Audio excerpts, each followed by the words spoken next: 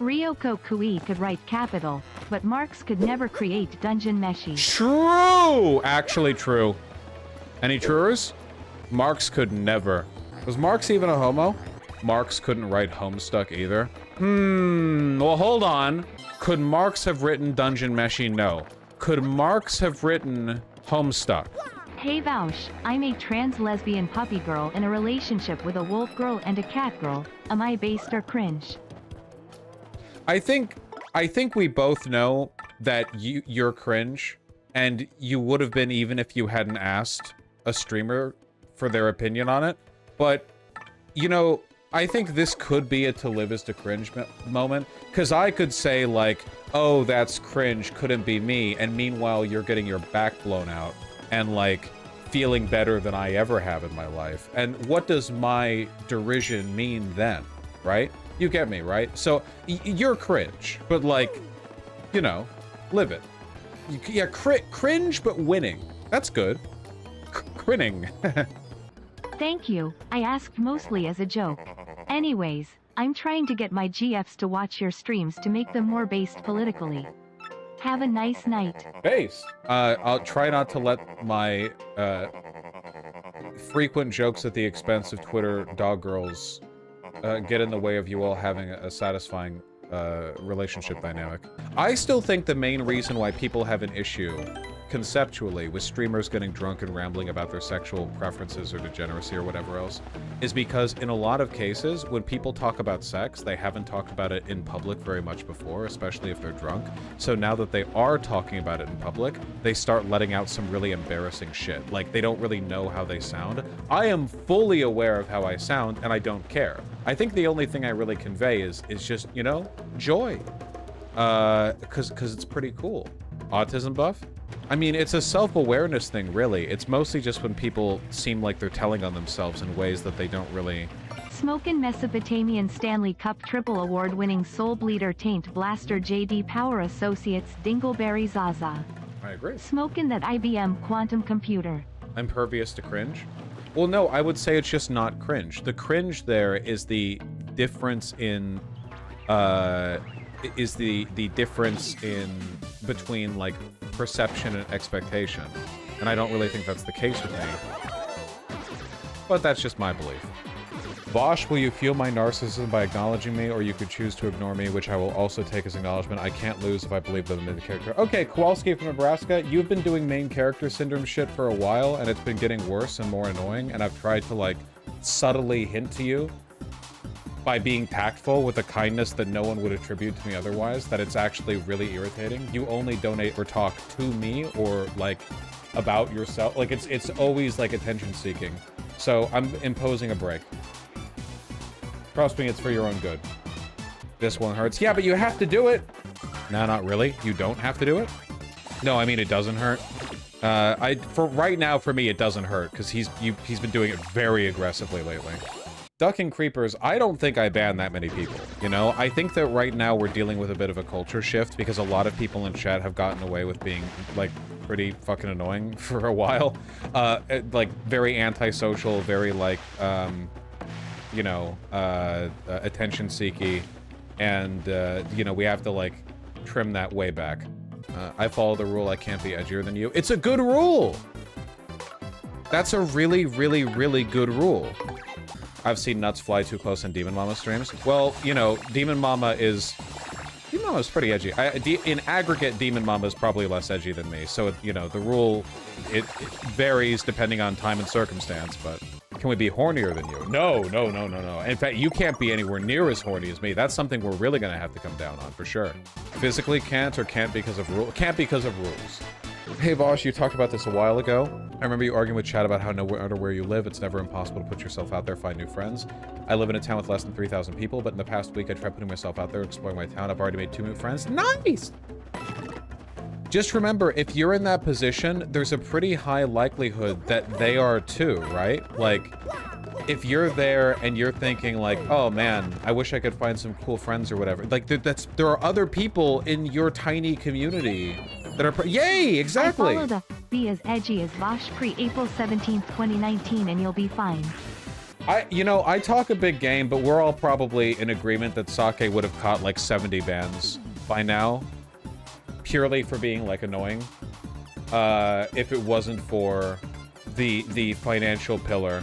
He knows it. Yeah, he takes advantage of that for sure. Are you kidding me? Benjamin's on a whole other level. But the difference is Benjamin is sincere and does have positions, but Sake exclusively donates in, or like to get my attention, and it's always like puns or whatever.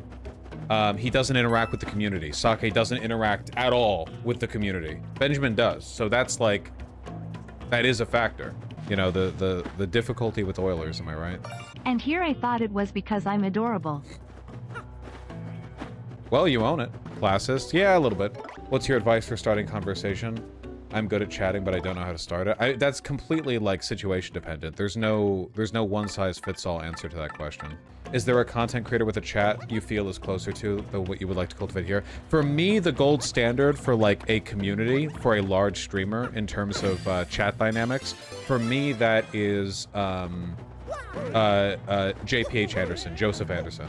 I feel like that guy has a pretty great relationship with his stream chat when he does stream, in that they're there for what he's there for, and he's able to interact with them, but they also have a rich and vibrant community of their own. I do always love seeing offline chat, you know, engage with one another. How often does he talk about spicy political topics? I mean, often enough? Not, I mean, he argues with his chat pretty often, if that's what you mean. Like, he does foster some elements. There are some contentious elements to it. Just realized I was white. Cringe. And speaking of, I can't believe there aren't any musical nerds here. Sag. Thank you, I really appreciate that. Vaush is turning into a normie and it sucks. From old Vaush fan. Okay, that's a good bit. Also, I totally engage way more with the community than Benjamin. He's never been on OKBV. Rarely properly cleansed white names. Yeah, but you're on OKBV as part of a long haul to get my attention. That's the difference, though. I'm on it, man. I pay attention. I got my nose to the ground, you know? That's part of the reasons that I'm hesitant to do OKBV sometimes. It's kind of like, you know, who's the last man that should be ruler? The one who wants to lead? Who's the last person who should be, like, supplying the bits for stream? The people who submit to OKBV. Even if things are all together well, that eventually, like, it turns into an insular, like, incestuous pile of, like, slop posts where it's all just, like, competing for my attention. Which is kind of the issue with having something like the OKBV subreddit to begin with, but in fairness, there is another subreddit called Vaush, and look, I don't know what's going on with that one, but it seems like every time there's a fumigation, we get maybe 3 days of quality posts before it goes back to... I mean, sometimes I look there and it looks like it's fucking Facebook, man. Like Facebook posting, you know? It's difficult. Having a community is difficult. It's very difficult. Tempest, that would be worst of all. Then I wouldn't even have license to decide. No, Tempest, that would be... You don't know, you're multiplying every negative force by 1,000 there. You're cranking the numbers up. Then I don't even have the license to brush it off. Then it's like, oh, well now, like, it's a dynamic where I'm judging your picks of the community picks. Like that, ooh. Just an ideal amount. It's an idea that sent a fucking bolt of pain through my heart. Just to satisfy my curiosity, how often do you actually check the Vaush subreddit?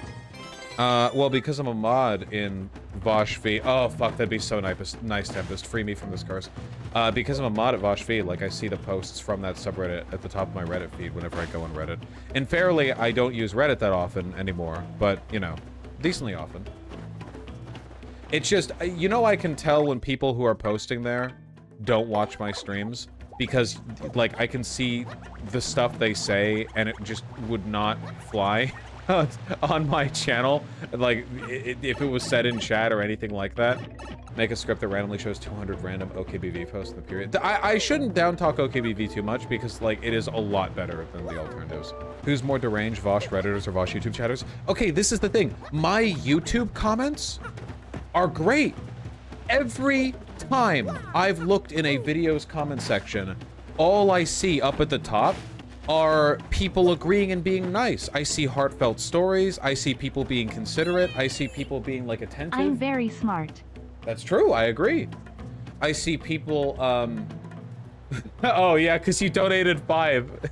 I thought that was just a deliberate, okay, yeah.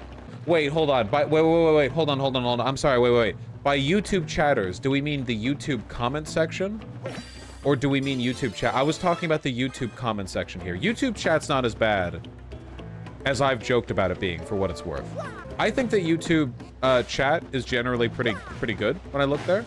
I prefer you guys, obviously, because this VGG I cultivate a lot more directly. But when I look in YouTube chat, now, it is so much better than it was back in like 2022, 2023. The difference is like crazy.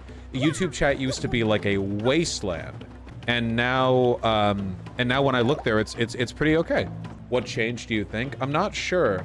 The pessimistic answer is that oh yeah, the pessimistic answer that I could offer, that I think might be kind of the case, is that ever since the H3 drama, my channel has been, you know, kind of like climbing out of a bit of a pit with regards to algorithmic exposure, just as a consequence of the beating that it took.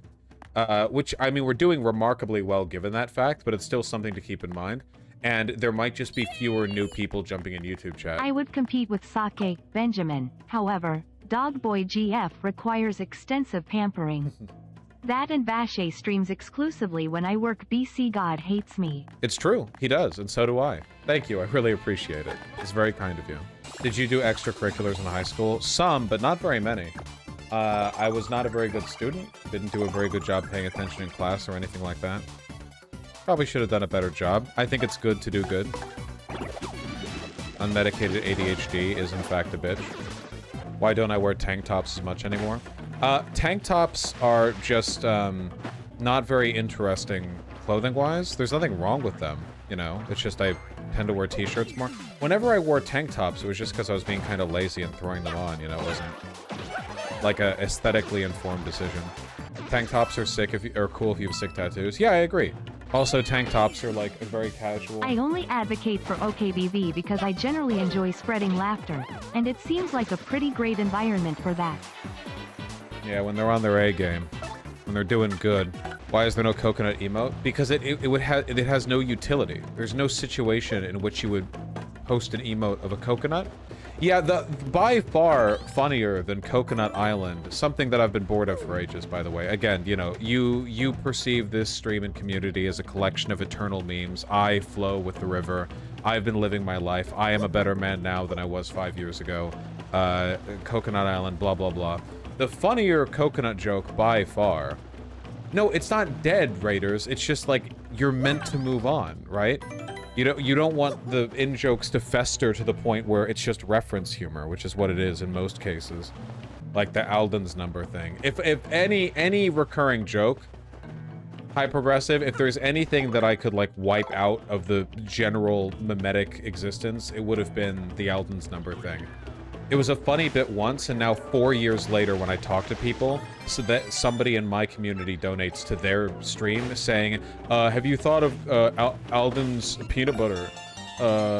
And then I have to like, ha, like, Jesus fuck, you know?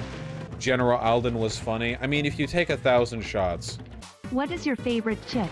I think Doritos are superior to all other chips. I like Fritos. I like those big, heavy kettle chips that are salt and pepper and vinegar. I think those are really nice. I really like the Fritos that have the chili powder on them. Like the ones that come in the brown bag. I don't know about Kamalo's coconut tree, and honestly, I'm not sure if I want to know. This motherfucker thinks he just fell out of a coconut tree. He's completely unaware of the context of all that, which surrounds him, you know? My face when I drop out of the coconut tree and hear about dropping out of the coconut tree for the first time, unaware of the context that surrounds me. Salt and vinegar are overrated. I think salt and pepper is better than salt and vinegar for the right kind of chip. But salt and vinegar is really good. Let's not, you know, we don't want to put two bad bitches, we don't want to pit them against each other. Come on. I love sun chips, but I swear most people hate them. I genuinely believe that a lot of the negativity surrounding sun chips comes entirely from the super annoyingly loud bags that they packaged the sun chips in for a while. I actually think it's the bags and not the chips themselves.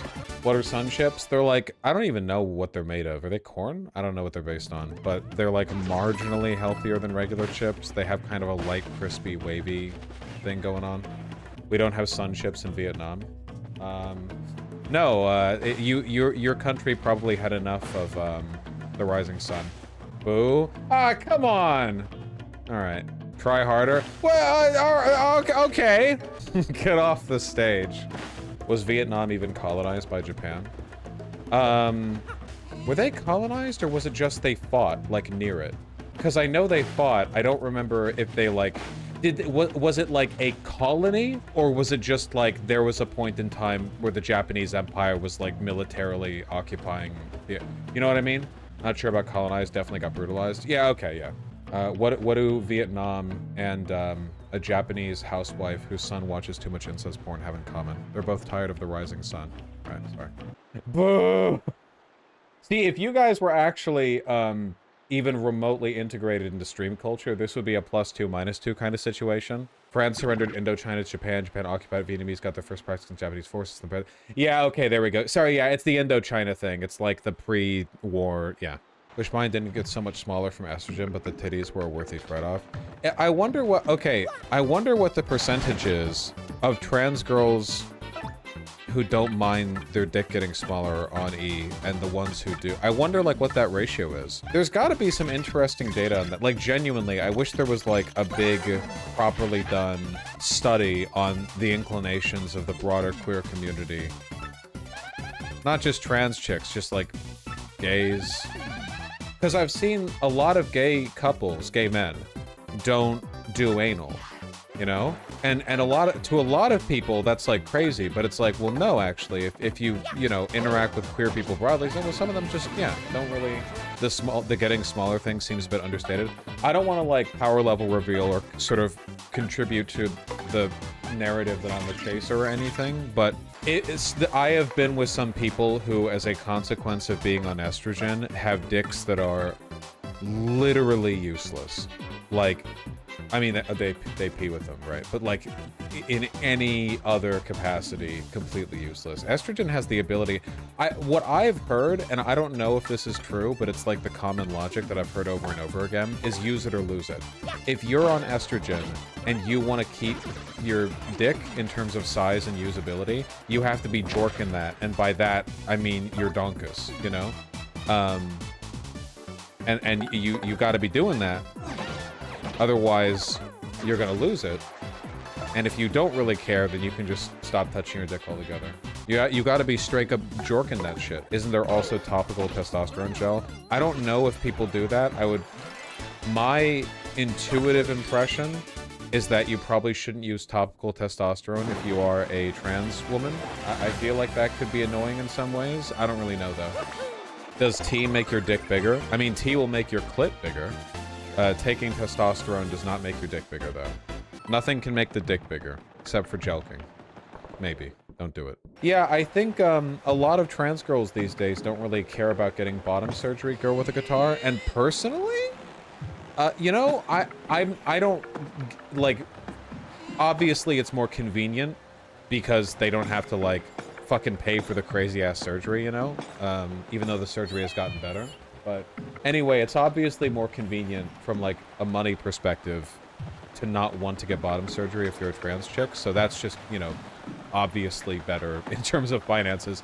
But, you know, if there are trans women who don't really care about getting bottom surgery, that's probably a decent indicator that they're, like, you know, kind of comfy with their body, at least a little more in that respect. And that's probably an indication of less social stigma.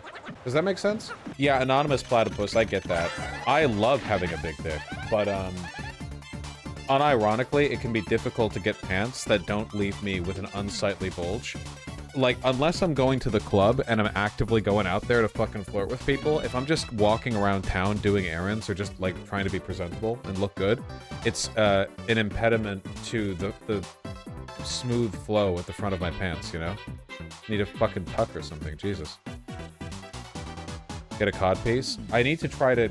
There are like 2 pairs of pants that I have in mind specifically that I unironically would want to take to a tailor and see if they could let out some room in the crotch. If possible, it depends on if the material's there. Do you flirt with your dick at the club? I mean, if I'm in an environment where I expect to be flirting with people, I think it's a little bit more aesthetically congruous for me to have a visible bulge in my pants. you know?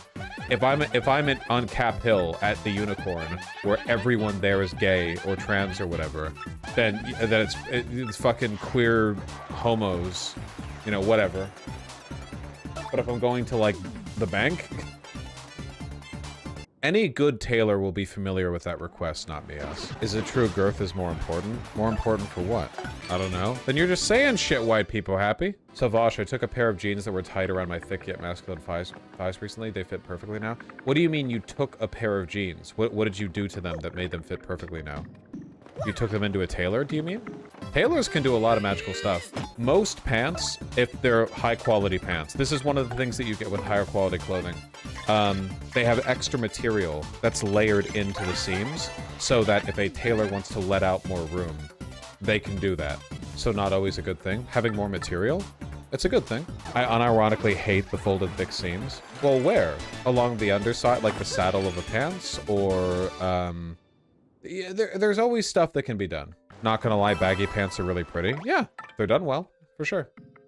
Though there are definitely, like, bad ways to do baggy pants. One of the consequences of everything being, like, cheapo, fast fashion bullshit now is the fact that the predominance of elastic spandex material means that rather than having pants that fit properly, people instead wear pants that fit improperly and then fix that with a belt, or they, just let the elastic material around the waist kind of, like, hold up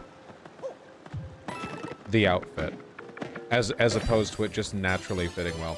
A good fitting pair of pants, you should pull that shit up your legs and button or zip it up, and it just perfectly conforms to the contours of your hip, your crotch, your butt, your legs. Like, and it sits there perfectly well. Like, with no elastic, you are just now wearing a perfectly fitting pair of pants. And for a long while, like, basically everybody had that, because it's not that hard to do, it just requires tailoring, and tailors were really common.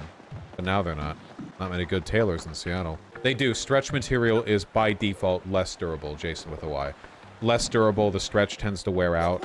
It also means there are some Tempish, just not many. Not many real ones.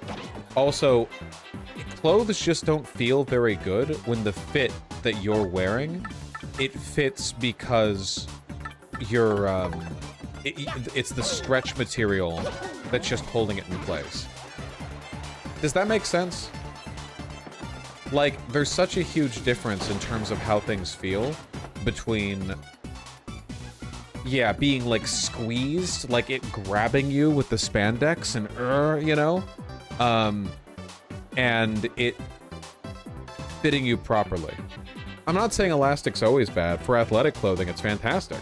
Do you know if Levi's are still a good brand for jeans? That's about the nicest I can reasonably afford. Yeah, get the 501s or the 505s or the 502s, yeah.